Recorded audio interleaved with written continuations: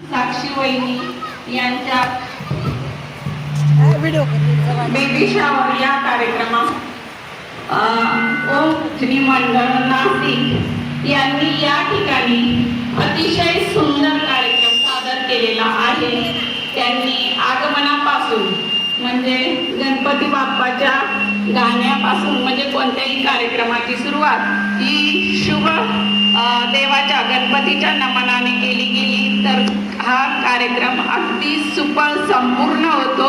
अशी त्यांनी छान सुरुवात केलेली आहे। बाळाला सुंदर असे आशीर्वाद दिलेले आहेत आणि यानंतर बारशाच्या कार्यक्रमासाठी तुम्हालाच आम्ही आमंत्रित करू अशी या ठिकाणी मी सर्वांच्या वतीने ग्वाही देते